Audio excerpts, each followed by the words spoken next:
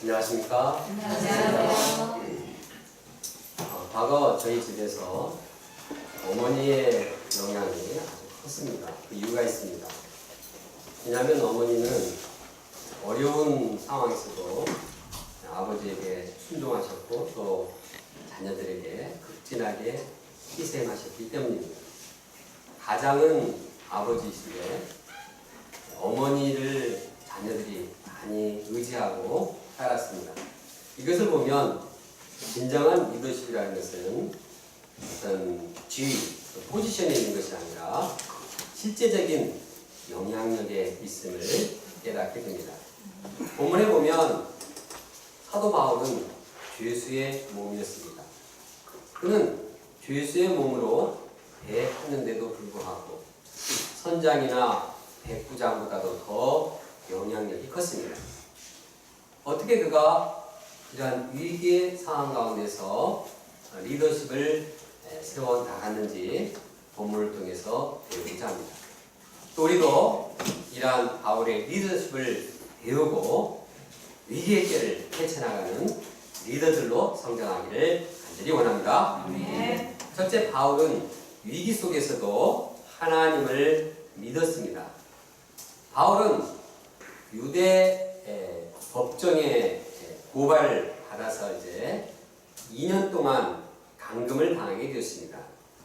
그래서 로마 총독, 그 로마의 영내에서 로마에 주둔한 가이사랴에 주둔한 영내에서 2년 동안 구류를 당하고 자유로운 생활을 하지 못했습니다. 그러다가 가이사에게 상소를 하여서 로마로 떠나게 되었습니다. 바울은 죄수들과 함께 배에 탔습니다. 그리고 미안이라는 곳에 도착했습니다. 그런데 거기에서 바울은 이 배가 계속해서 항해할 때 위험이 닥칠 것이라 경고를 했습니다. 그럼에도 불구하고 백부장은 선장과 선주의 말을 듣고 바울의 말을 무시해버렸습니다. 결국 이 배는 처음에는 순풍을 달고 이렇게 잘 항해하는 것 같았지만 유라굴로 광풍을 만나게 되었습니다. 그래서 배는 완전히 조난을 당해서 거의 침수할 지경에 이르렀습니다. 배를 가볍게 하기 위해서 필요한 화물들 다 버렸습니다. 심지어는 장비들까지도, 배 장비들까지도 다 바다에 던져버렸습니다. 설상가상으로 그냥 해도 보이지 않고 달도 보이지 않고 껌껌한 가운데서 그냥 광풍은 불고 그들은 속수무책이었습니다. 그들의 이 바다의 경험과 또 해의 이 기술은 아무런 쓸모가 없었습니다. 그들은 아무것도 할 수 없었습니다. 그래서 성경은 거기에는 구원의 여망이 없어졌다고 말하고 있습니다. 이제는 살 소망, 가능성이 보이지 않았습니다.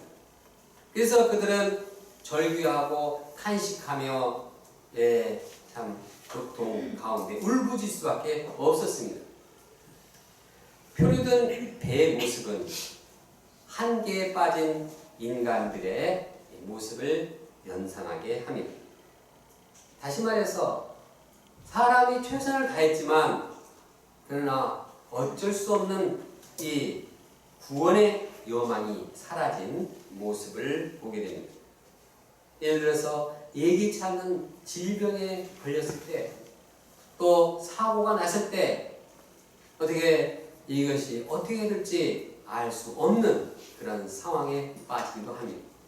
그런가 하면 물질 문제가 너무 심각하게 다가와서 앞이 막막할 때가 있습니다. 자녀 문제를 해결해야 되는데 정말 구원의 여망이 보이지 않아서 마음이 어둡고 할 수 없는, 아무것도 할 수 없는 자신의 모습을 발견하고 절망할 때도 있습니다.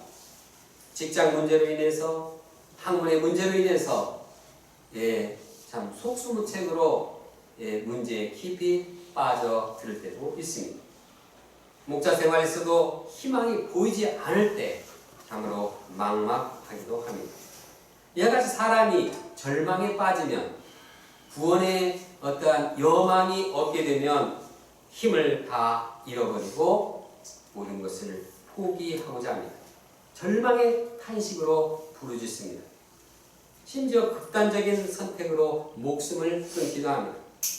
기업의 재벌들이나 인기 배우나 유명 인사들까지도 자살하는 모습을 종종 보게 됩니다. 또 자살은 하지 않더라도 그냥 마음이 완전히 실성을 하고 우울증, 이 질병에 시달리기도 합니다. 그러나 바울은 절망 가운데서도 그들을 어떻게 도왔습니까? 먼저 바울은 그들이 자신의 말을 듣지 않은 것을 책망했습니다. 그리고 이제부터라도 바울의 말을 듣고 따르도록 원했습니다. 그리고 나서 그들을 안심시킵니다. 이제는 안심하라. 너희 중 아무도 생명에는 아무런 손상이 없겠고 오직 배뿐이니라. 바울이 이렇게 말하는 근거가 있었습니다. 그것은 전날 밤 하나님의 사자가 밤에 나타나서 그에게 말씀하셨기 때문입니다. 바울아, 두려워하지 말라. 네가 가이사 앞에 서야 하겠고 또 하나님께서 너와 함께 항해하는 자를 다 너에게 주셨다 하였으니 그러므로 여러분이여 안심하라. 하나님은 바울이 로마 황제 앞에 설 것을 약속하셨습니다. 그 말은 무슨 말입니까? 로마 황제에 서기까지는 생명이 보호된다는 말입니다. 결코 죽지 않는다는 말입니다. 더 나아가서 바울과 함께 배 탄 모든 사람들이 다 살아날 것이라는 이 약속입니다.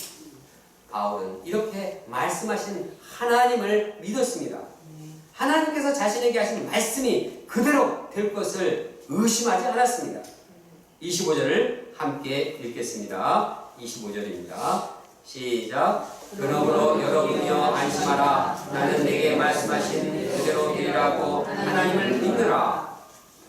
바울은 광풍 속에서 하나님의 말씀을 듣고 하나님을 믿었습니다. 하나님을 믿고 그분의 말씀하신 것은 다 이루어질 것을 믿기 때문에 두려워하지 않았습니다. 자신만 두려워하지 않을 뿐만 아니라 이 하나님을 향한 믿음의 확신은 옆에 배 탄 사람들까지도 영향을 주었습니다. 그리고 안심하라 위로하고 권면을 받아들였고 그들 마음 가운데서도 소망이 생기게 되었습니다. 이처럼 하나님을 믿는 바울은 절망에 빠진 자들에게 희망을 주었습니다. 이것이 믿음을 가진 바울의 영적인 힘이요 또한 리더십입니다. 우리가 어떻게 위기 가운데서 영향을 끼칠 수 있습니까? 그것은 하나님을 믿고 하나님이 하신 말씀은 그대로 이루어진다는 그 믿음을 가질 때입니다.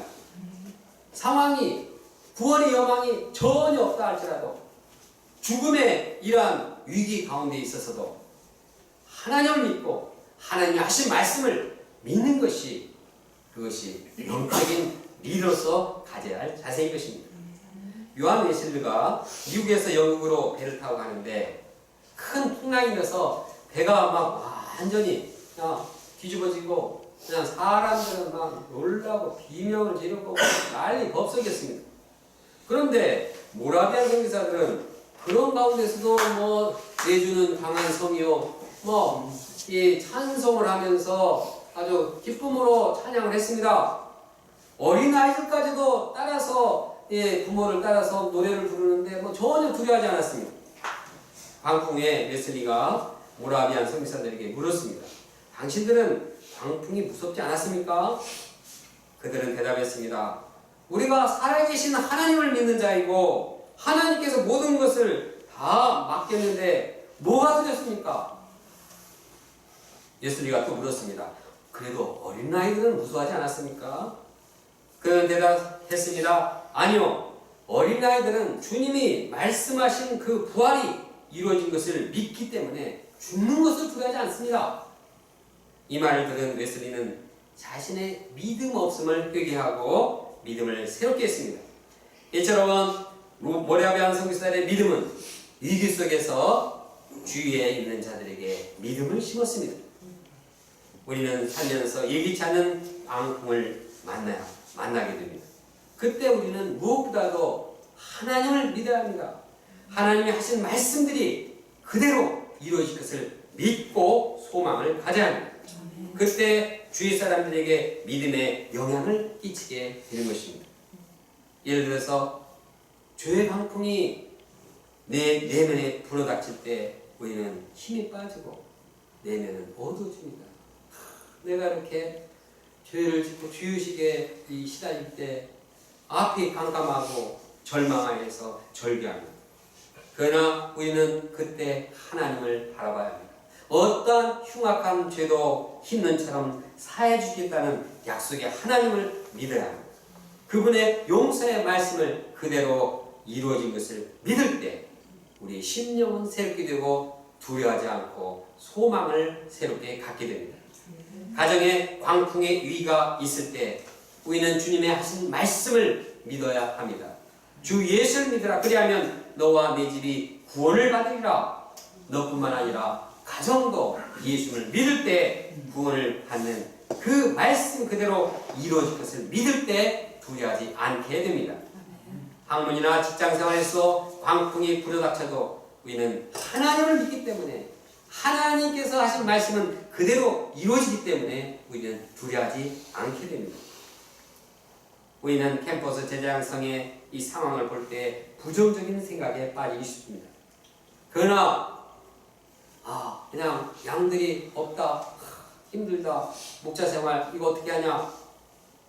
그러나 이때 우리는 주님을 바라보고 주님을 믿어야 합니다. 주님의 말씀이 이루어질 것을 분명하게 기대합니다.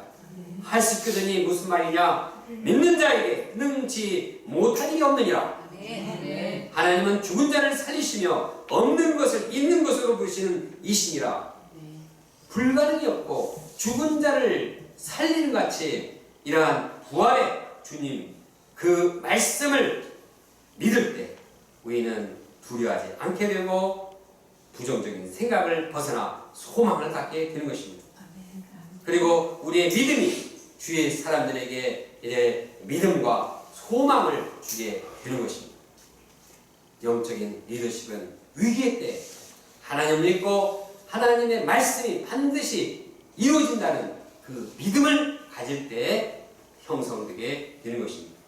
둘째, 바울은 하나님의 뜻을 이루기 위해서 최선을 다했습니다. 믿기만 하고 그냥 뒷짐지지 않았다는 얘기입니다. 하나님이 다 말씀하셨으니까 나는 가만히 앉아서 그냥 기다리고 그냥 그러면 하나님께서 알아서 해주시니까 아니라는 얘기입니다.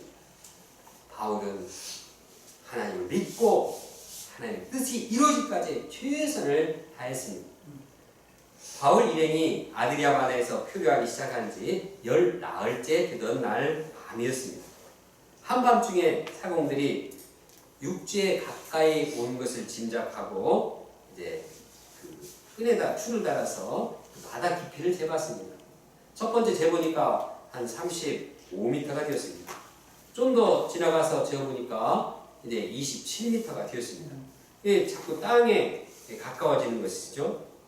배에 탄 사람들은 이거 배에 암초가 걸리면 안 되겠다 염려했기 때문에 배 뒷부분에 4개 닻을 다 내려놨습니다. 그리고 어서 날이 밝기를 기다리고 있었습니다. 한편 사공들은 이 기회에 이제 배가 암초에 걸리면 죽을까봐 이 구명보트를 참 내려서 그걸 타고 도망가려고 했습니다. 이를 발견한 바울이 백부장에게 알려주었습니다.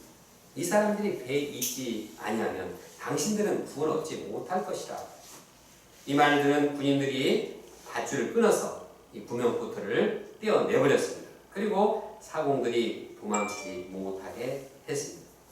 바울이 사공들의 탈출을 목격한 것을 보면 바울이 위기의 때에 깨어 있었음을 알 수가 있습니다. 바울은 한밤중이 되었어도 잠을 자지 않고 배 구석구석 살폈습니다. 그러니까 사공들이 탈출을 시도하기 위해서 이제 닻을 내리는 척하는 그런 모습도 간파할 수가 있었습니다. 더 나아가 바울은 사공들이 자기 사명을 끝까지 감당하도록 도왔습니다. 바울은 사공들이 없으면 배에 탄 사람들이 구원을 얻지 못할 것이라고 언급했습니다.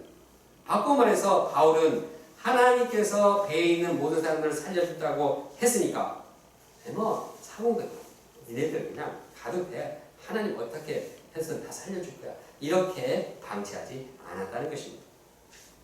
바울은 하나님께서 다 살려주신다고 약속했기 때문에 어쩌든지 그 하나님의 말씀이 이루어지도록 최선을 다했습니다. 그래서 사공들이 자기 역할을 감당하도록 도왔습니다. 바울이 말한 것처럼 배가 이제 육지에 가까웠을 때 항만에 인도하기 위해서는 사공들이 필요했습니다. 사공들은 서로 의논하고 자신의 기술과 경험으로 이제 배를 항만으로 이제 이끌어 드렸습니다. 그래서 닷을 끊어 바다에 버리고 키를 풀어서 늦추고 돛을 달아 배가 바람에 맞춰서 해안에 들어오도록 유도했습니다. 두 물이 합쳐지는 곳에 이제 배를 걸었습니다. 그래서 배 안에 모든 사람이 살게 되었습니다. 하나님께서 다 살게 했다고 해서 바울은 그냥 하나님이 다 알아서 해줄까 그렇게 뒷짐지고 있지 않았습니다. 또 백부장도 이제 그 역할을 잘 감당하게 되었습니다. 백부장은 그 배의 지휘장교로서 자신의 역할을 감당함으로써 하나님의 뜻을 이루었습니다. 예를 들어서 군인들은 죄수들을 죽이고자 했습니다. 왜냐하면 죄수들이 헤엄쳐 도망가면은 이 군인들이 그 죄수가 받은 그 형벌을 자기가 대신해서 받아야 했기 때문에 그냥 죽여버려서 아예 자기들이 그런 형벌을 받지 않으려고 했습니다. 그러나 백부장은 이 제안을 막음으로써 모든 사람들을 다 살리겠다는 하나님의 뜻을 이룰 수 있었습니다. 만약 백부장이 분별력 없이 군인들의 제안에 동의해가지고 죄수를 죽였더라면 하나님의 뜻이 이루어질 수 없었을 것입니다. 또 백부장은 헤엄을 줄 줄 아는 사람들을 먼저 뛰어내리게 하고 육지로 나가게 했습니다. 또 남은 사람들은 널 조각과 또 대물건을 의지해서 나가게 했습니다. 그래서 이러한 이 백부장의 지휘하에 모든 사람들이 육지에 이르고 구조되었습니다. 이처럼 영적인 리더는 자신이 하나님의 뜻을 이루기 위해서 최선을 다하는 자입니다. 동시에 다른 사람들도 자신의 역할을 최선을 다해서 돕도록 하는 자입니다. 에베소에 보면 하나님께서 영적 리더를 세우신 목적이 무엇인지 말하고 있습니다. 이것은 다른 성도들을 온전하게 하여 봉사일을 하게 하며 그 시대에 몸을 세우기 위해서라고 말씀합니다. 리더는 성도들이 함께 자신의 그 역할을 감당하며 하나님의 뜻을 이루도록 돕는 자입니다. 우리에게 주신 하나님의 뜻은 캠퍼스 제자 양성을 통한 세계 선교입니다. 이를 이루기 위해서 우리는 리더 자신과 더불어 모든 동역자들이 위기 속에서 자신의 역할을 찾아서 해야 합니다. 예를 들어 나이가 든 학사 목자님들이 세양을 얻기 위해서 캠퍼스에 나가고 있습니다. 이 일이 어렵지만 제자 양성을 위해서 반드시 감당해야 하기 때문에 이 역할을 본인들이 맡아서 도전하는 것입니다. 그런가 하면 우리 바나바 목자님은 복음 역사를 섬길 수 있도록 쾌적한 환경을 이루는데 최선을 다하십니다. 또 우리 일용화양식 신부자 오늘 신혼여행 때문에 안 나온 것 같은데 은용자매님이 참 일용화양식을 써가지고 가족들에게 이제 보내고 있다고 합니다. 참 이렇게 자신이 각자가 맡은 일들을 감당할 때 그것을 통해서 하나님의 뜻이 이루어지게 됩니다. 우리 JBF 동역자들이 나에게 주신 하나님의 뜻이 무엇인가? 우리 공동체에서 나의 역할이 무엇인가 생각하고 찾아서 이를 최선을 다해서 감당하기를 원합니다. 네. 셋째, 바울은 위기에서도 헌신적인 사랑을 베풀었습니다. 동이틀 무렵 바울은 사람들에게 음식을 먹으라고 권하면서 말했습니다. 너희가 기다리며 먹지 못하고 죽인 지가 오늘까지 10나흘인즉 음식 먹기를 권하노니 이것이 너희의 구원을 위하는 것이요 너희 중 머리카락 하나도 잃을 자가 없으리라. 그들은 2주간 동안 거센 풍랑에 지치고 굶주렸습니다. 두려움과 절망 속에서 거의 산송장이 되었습니다. 바울은 이런 그들에게 음식을 먹도록 보냈습니다. 그리고 불안해하는 그들을 안심시켰습니다. 바울은 사람들 앞에서 떡을 가져다가 하나님께 감사기도 했습니다. 그리고 떼어 먹기 시작했습니다. 그러자 사람들도 안심하고 먹기를 시작했습니다. 그래서 그들의 기력이 회복되었습니다. 배 탄 사람들은 모두 276명이었습니다. 그들이 모두 배불리 먹고 이 배를 가볍게 하려고 식량을 바다에 던졌습니다. 동일한 위기 상황 속에서 생명을 사랑하는 목자 바울로 인해서 그 배에 탔던 사람들이 이제 음식을 먹고 마음에 안심하게 되고 결국 무사히 육지에 이르게 되었습니다. 이 모습을 보면 바울은 위기의 때에도 생명을 사랑하는 목자였습니다. 나만 생각하는 이기적인 자가 아니었습니다. 2주간 동안 이 굶어있는 영혼들을 볼 때 가만히 있을 수가 없었습니다.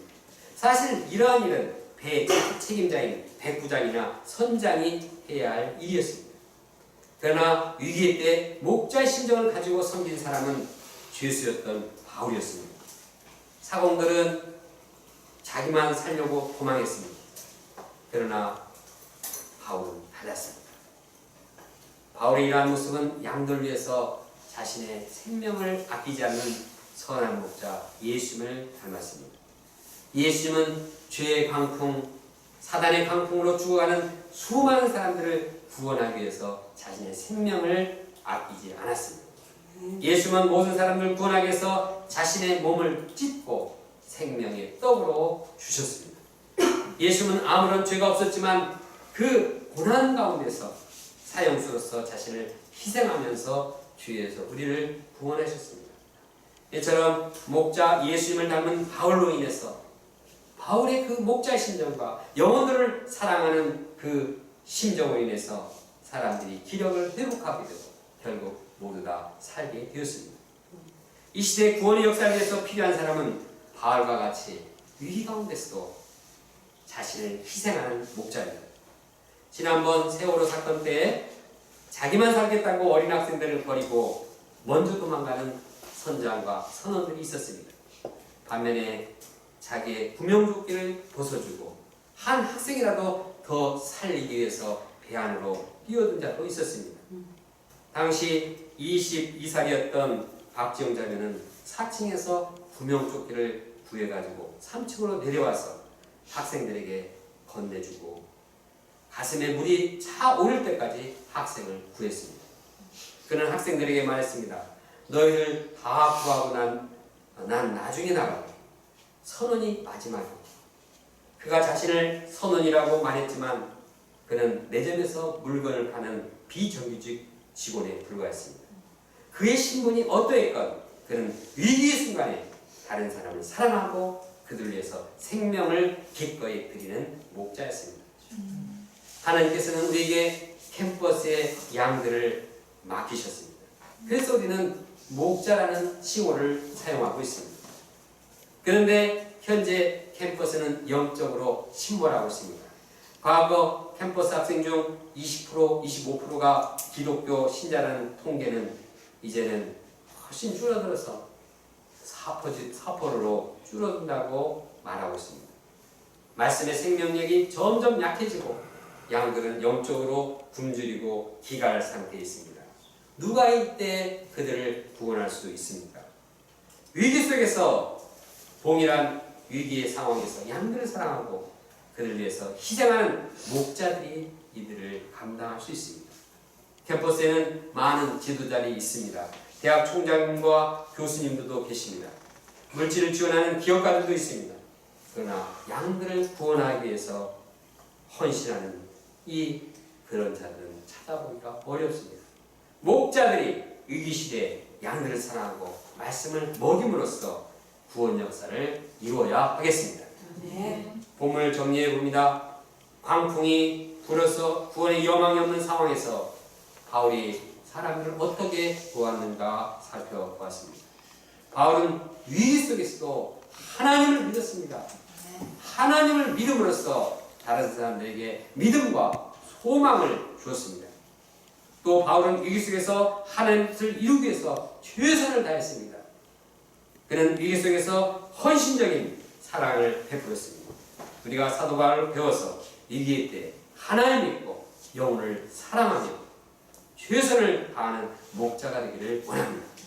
그래서 우리가 위기를 극복하며 구원 역사를 이어나가는 영적 리더로 성장하기를 간절히 원합니다. 다같이 25절 말씀 함께 읽겠습니다. 시작. 그러므로 여러분이여 안심하라. 나는 내게 말씀하신 그대로 되리라고 하나님을 믿노라. 기도하겠습니다. 하나님 아버지, 주님께서 사도 바울의 이러한 영적인 자세를 배우게 되어서 감사합니다. 그가 죄수의 몸이었지만 하나님을 믿고 또한 영혼들에 대한 사랑을 가지고 최선을 다해서 하나님의 뜻을 이루는 모습을 배웠습니다. 우리가 이 시대가 영적으로 위기의 시대예요. 정말 사회적으로나 또 경제적으로도 참 위기를 인식하는 때입니다.